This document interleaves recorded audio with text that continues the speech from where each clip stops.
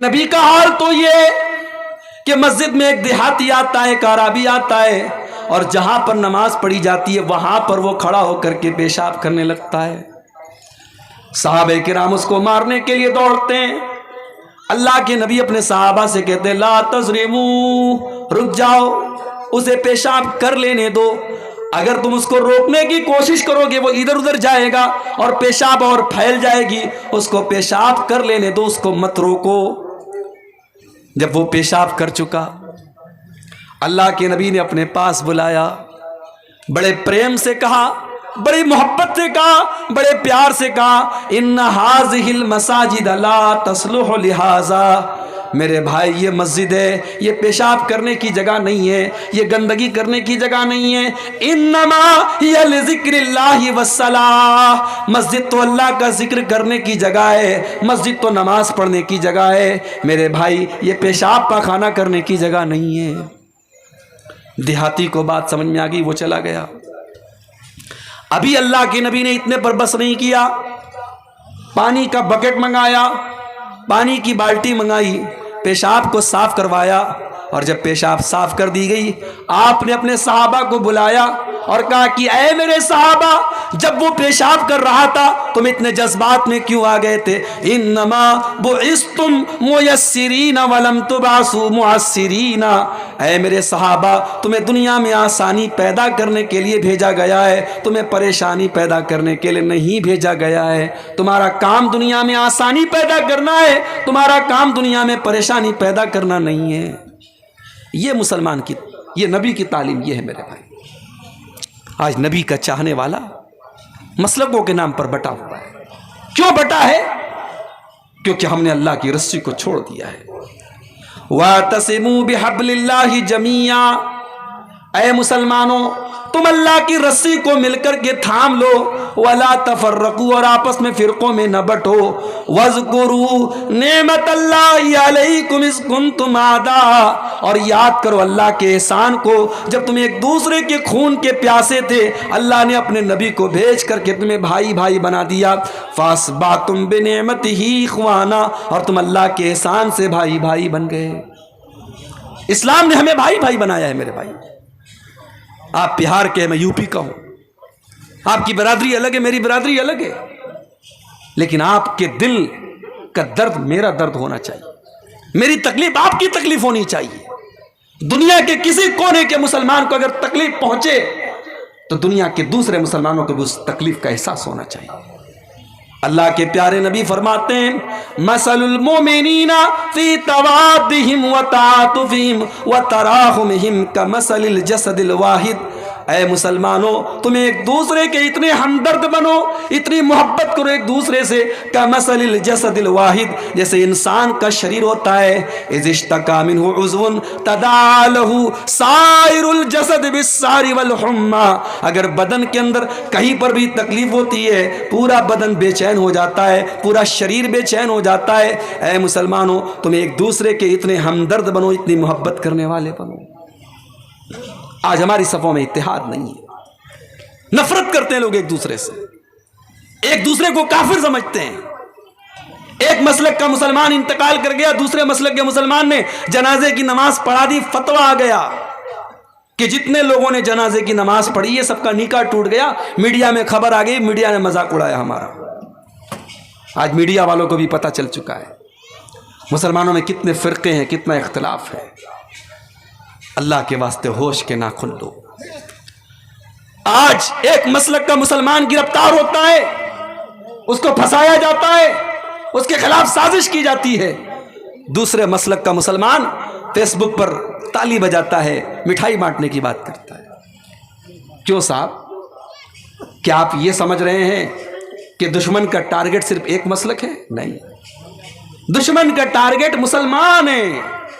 آج ایک مسلک کی باری آئی ہے، کل دوسرے کی باری آئے گی، نمبر سب کا آئے گا اگر ہم نے ہوش کے ناخن نہیں لیے۔ اتحاد پیدا کرو، یونٹی پیدا کرو میرے بھائی۔ چھوٹی چھوٹی کمیونٹی ہے اس ملک میں، جین مذہب کے ماننے والے تھوڑے سے ہیں، سکھ مذہب کے ماننے والے تھوڑے سے ہیں۔ آج بڑے بڑے گرودوارے چل رہے ہیں، ہزاروں لاکھوں لوگوں کو لنگر میں کھانا دیا جا رہا ہے۔ کبھی آپ نے سنا کہ کسی گرودوارے میں کوئی گھپلا ہوا, کوئی کیس ہوا, کوئی کورٹ کچہری میں گیا, مسجدوں میں کیس چل رہا ہے, مدرسوں میں کیس چل رہا ہے. کیوں؟ ہم چور ہو چکے ہیں, ہم بے ایمان ہو چکے ہیں, ہم فراڈ ہو چکے ہیں. مسجدوں کے نام پہ چوری ہو رہی ہے, مدرسوں کے نام پہ چوری ہو رہی ہے, یتیم کا مال ناجائز طریقے سے کھایا جا رہا ہے, بیوہ کے نام پر آئی رقم کھائی جا رہی ہے. یہ امت ایسے ہی پریشان نہیں ہے میرے بھائی, بڑے مسئلے ہیں اس امت کے. ہم نے کیا سمجھا؟ داڑھی رکھ لی, نمازی ہو گئے, ماتھے پر سجدے کا نشان ہے, دیندار ہو گئے. بہت اچھی بات ہے, نماز بہت ضروری ہے, داڑھی بھی بہت ضروری ہے, سجدے کا نشان ہے, بہت اچھی بات ہے. مگر معاف کیجئے, یہ ساری چیزیں کافی نہیں ہیں. آپ کا اخلاق کیسا ہے, آپ کا بیہیویئر کیسا ہے؟ پڑوسی کو تکلیف تو نہیں پہنچا رہے ہیں آپ؟ اللہ کے پیارے نبی اللہ کی قسم کھا کر کے 3 بار اللہ کی قسم کھا کر کے کہتے ہیں واللہ لا یومن, واللہ لا یومن, واللہ لا یومن. اللہ کی قسم وہ مومن نہیں, وہ مومن نہیں, وہ مومن نہیں. پوچھا گیا کون ہے اللہ کے نبی؟ آپ نے فرمایا من لا یامن جارہ بوائقہ, جس کا پڑوسی اس سے محفوظ نہ ہو, اس سے سرکشت نہ ہو, جو پڑوسی کو تکلیف پہنچاتا ہو.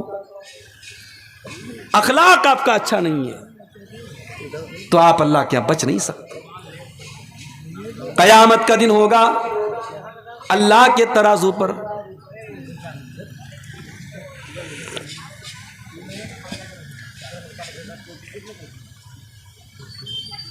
قیامت کا دن ہوگا, اللہ کے ترازو پر سب سے بھاری چیز کون سی ہوگی؟ اللہ کے پیارے نبی فرماتے ہیں ما من شیء یوضع فی المیزان اثقل من حسن الخلق. قیامت کے دن اللہ کے ترازو پر سب سے بھاری چیز اگر کوئی ہوگی تو بہترین اخلاق ہوں گے, اچھے اخلاق ہوں گے. اخلاق کو اچھا بناؤ میرے بھائی. بھارت میں آج بھی لوگ قرآن نہیں پڑھتے, لوگ حدیث نہیں پڑھتے, لوگوں نے نبی کی سیرت کو بھی نہیں پڑھا, لوگ ہمیں اور آپ کو پڑھتے ہیں. آپ ٹرین پہ سفر کرتے ہیں, لوگ آپ پر خاص نظر رکھتے ہیں. مسلمان کیسا کرتا ہے؟ آپ سیٹ پر بیٹھے ہیں, کوئی بڑھیا عورت آ گئی, آپ اپنی سیٹ خالی کر دیجئے, اس کو بٹھا لیجئے. کوئی پریگننٹ عورت آ گئی, آپ کھڑے ہو جائیے, کہیے بیٹھ جائیے. کوئی بوڑھے بزرگ نظر آ گئے, چچا آئیے آپ بیٹھ جائیے. راستے میں آپ جا رہے ہیں, کوئی بوڑھا جا رہا ہے لاٹھی لے کر کے سڑک کے اس پار, اس کو جانا ہے, آپ کو جلدی بھی ہے, کہیں کام ہے, لیکن آپ نے ہاتھ پکڑا, چچا آئیے میں آپ کو سڑک پار کرا دیتا ہوں. یہ اخلاق ہے میرے بھائی. اس کا جو اثر پڑے گا سامنے والے کے دل پر, وہ آپ کی کتابوں کا نہیں پڑے گا, وہ آپ کی تقریروں کا نہیں پڑے گا, آپ کے اخلاق کا دل پر اثر پڑے گا. اور یہی کام کیا تھا جناب محمد الرسول اللہ صلی اللہ علیہ وسلم نے. ظالم سے لیا ظلم کا بدلہ نہ کسی وقت, ظالم سے لیا ظلم کا بدلہ نہ کسی وقت, مارا بھی تو اخلاق کی تلوار سے مارا. میرے نبی نے تو کسی سے بدلہ بھی نہیں لیا. جن لوگوں نے نماز کی حالت میں آپ کی گردن میں چادر ڈال کر کے آپ کا گلا دبانے کی کوشش کی تھی, جن لوگوں نے آپ کے اوپر نماز کی حالت میں اونٹنے کی بچہ دانی لا کر کے رکھ دی تھی, جن لوگوں نے آپ کی بیٹی زینب کے اوپر حملہ کر کے ان کو موت کے گھاٹ اتار دیا تھا, جن لوگوں نے آپ کو آپ کے وطن سے نکلنے پر مجبور کر دیا تھا, جن لوگوں نے طائف میں آپ پر پتھر برسائے تھے, اللہ کے نبی نے کسی سے بھی بدلہ نہیں لیا. اور جب بدلہ لینے کا موقع آیا, مکہ والے لائن سے آپ کے سامنے کھڑے ہیں, آپ بدلہ لے سکتے ہیں, آپ سب کی گردن مار سکتے ہیں. آپ نے فرمایا لا تثریب علیکم اليوم اذهبوا انتم الطلقاء, اے مکہ والو جاؤ تم سب کے سب آزاد ہو, محمد الرسول اللہ کسی سے انتقام نہ لیں گے, کسی سے بدلہ نہیں لیں گے. آج اخلاق سے ہم دور ہیں میرے بھائی. آج ہمارا اخلاق اپنے پڑوسی کے ساتھ کیسا ہے, اپنے بچوں کے ساتھ ہمارا اخلاق کیسا ہے, اپنی بیوی کے ساتھ ہمارا اخلاق کیسا ہے؟ جانتے ہو انسان کے اخلاق کی پریچھا ہوتی ہے اس کے گھر میں. انسان زمانے کے لیے اچھا ہو, اپنے گھر والوں کے لیے اگر اچھا نہیں ہے تو وہ اچھا نہیں ہے. اسی لیے اللہ کے پیارے نبی فرماتے ہیں خیرکم خیرکم لأہلہ وانا خیرکم لأہلی، تم میں سب سے بہترین انسان وہ ہے جو اپنے پریوار کے لیے اچھا ہو، اور وہ لوگوں میں اپنے پریوار کے لیے اچھا ہوں۔ میری 9 بیویاں ہیں، جا کر کے پوچھ لو میری کسی بیوی کو مجھ سے کوئی تکلیف نہیں ہے، میں 9 بیویوں کا شوہر ہوں، لیکن ساری بیویوں کو خوش رکھتا ہوں، سب کا حق ادا کرتا ہوں، سب کے ساتھ انصاف کرتا ہوں، میں اپنے گھر والوں کے لیے سب سے اچھا ہوں۔ اخلاق کو اچھا بناؤ میرے بھائی۔ پیارے نبی سے پوچھا گیا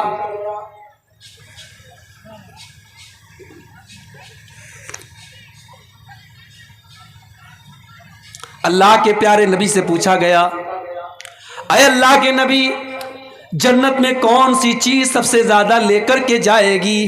اللہ کے پیارے نبی نے فرمایا حسن الخلقی، اچھا اخلاق اپنے اندر پیدا کر لو، اچھا اخلاق سب سے زیادہ جنت میں لے کر کے جائے گا۔ پوچھا گیا ہے اللہ کے نبی سب سے زیادہ جہنم کے اندر کون سی چیز لے کر کے جائے گی؟ آپ نے فرمایا الفم والفرج، زبان لے کر کے جائے گی اور شرمگاہ لے کر کے جائے گی۔ زبان کی حفاظت کرو، گالی نہ دو، اس سے کسی کو کی غیبت نہ کرو، کسی کی چغلی نہ کرو، کسی پر بہتان نہ لگاؤ، اور شرمگاہ کی حفاظت کرو۔ زبان اور شرمگاہ یہ 2 چیزیں انسان کو جہنم میں لے کر کے جائے گی۔ آج یہ امت اخلاق سے بھی دور ہے۔ اس امت کا نوجوان آج مختلف برائیوں میں پڑا ہوا